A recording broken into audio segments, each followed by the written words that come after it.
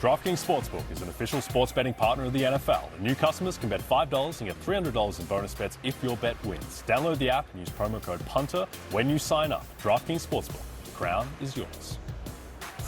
Jay Croucher, he's just sitting over there. He could have come and just done it live. Yeah, seriously. Just do it live. I know. Do it We'll live. Do it live. Do it live. All right. Those were the odds preseason for the Seahawks and the Patriots to make the playoffs, win the division, win the conference, and win the Super Bowl. Seahawks were 40-1. Patriots were 80-1. I thought I read somewhere that it's the first time that both teams were longer than 60-1, but I guess that depends on where you find your odds because there's odds everywhere. Yeah, no, there is. But either way, I mean, we're seeing some incredible. I mean, odds weren't horrible to make the playoffs. That wasn't bad. You know, to win the division, boom, conference, whole different ballgame. Look, I mean, it's funny to look at it and go, the Seahawks, the difference between win the conference and win the Super Bowl was not that great. The Patriots, their difference between conference and Super Bowl was big. So I guess people thought maybe there was a chance they could get to the Super Bowl, but no way they could win it. Well, they won 10 games last year. Yeah. They didn't make the playoffs. Right.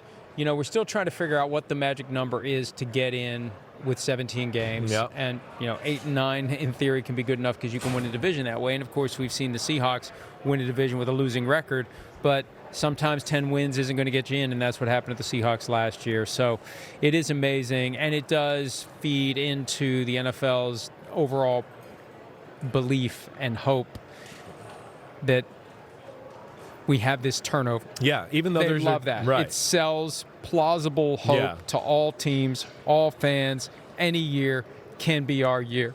Look at what happened with the Seahawks and the Patriots. Yeah, it feels like, they're two teams that have been around a lot this century, like we talked about, but it just still feels fresh because it's all new faces. I think it's amazing in the fact that, to what you're saying, it's just 2 years later, they totally flipped their organizations around, quarterbacks changed, right? Replaced legends at the head coaching position, and then you're back in the Super Bowl. You're right, is exactly what the NFL wants. And, I think, again, it speaks to ownerships and GM and everybody really understanding the lay of the land in the NFL and everything there. And it's to one of the best well-run organizations in the sport. But the reality is good teams stay good and bad teams stay bad. And there are certain teams that you can take to the bank every year. They're not going to stumble their way into a Super Bowl unless some crazy fluky thing happens. And the bad teams, I had a coach explain this to me. There are 10 teams you never have to worry about.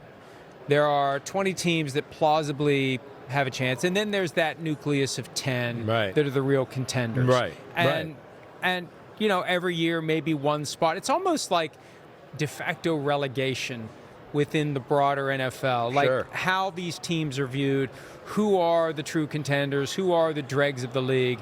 And when you look at it, I mean, hell, I went back and did the math, and it wasn't complicated math, which qualifies me to do it.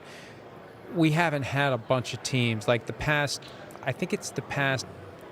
13 Super Bowls have been won by only 7 different teams. Yeah, right. It seems like there's been a lot of repeat appearances from teams. I mean, we've seen the 49ers and the Eagles in a bunch of Super Bowls, the Chiefs and the Patriots, a lot of Super Bowls. So you just say those two teams right there, and the Rams, you throw them in there too, and you go, man, I mean, that's a lot of the teams, and even the Seahawks too, of the teams that have been in the Super Bowl the last 15 years. And to further your point, about the league and how it's set up, I mean, you can talk, and I'm sure you've had these conversations with people. There's definitely people in the league that really only go, there's only really 6 or 7 teams really trying to win the Super Bowl every year. Everybody else is just trying to stay relevant, keep their job. I just want to be here for a while, right? It's all of that. It's all that. Or, even certain GMs, they don't, I'm not sure if I want to make this move, it could blow up, so I'm going to just do it, and we'll be middle of the road. It'll be exactly. Right. If I go all in and it blows up, I get fired. Exactly. I'm content. Good enough. Right. Just good enough is just good enough. Right. But there's a reason we see the Patriots, the Chiefs, the 49ers, the Rams. They seem like they're always, Johnny KGB, and they're like, let's push the chips in the middle of the table. We're going for it this year. Well, and I also think that we see that in New England there is a legitimate desire to compete for championships every year. Yeah.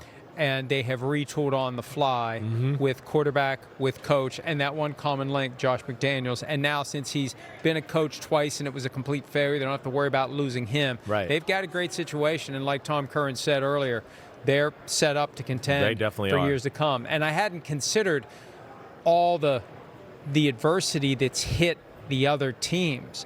The Bills are down. The Steelers are down. The Ravens are down. The Chiefs are in flux. The Dolphins, AFC, right. just like in the AFC, right. we see that the Patriots are on the up, and so many others are either flat or on the down. Yeah, right. Changing of the guard, but still the Patriots are there. There's no doubt. Hey, folks, you were all sick of the Chiefs. Well, guess what?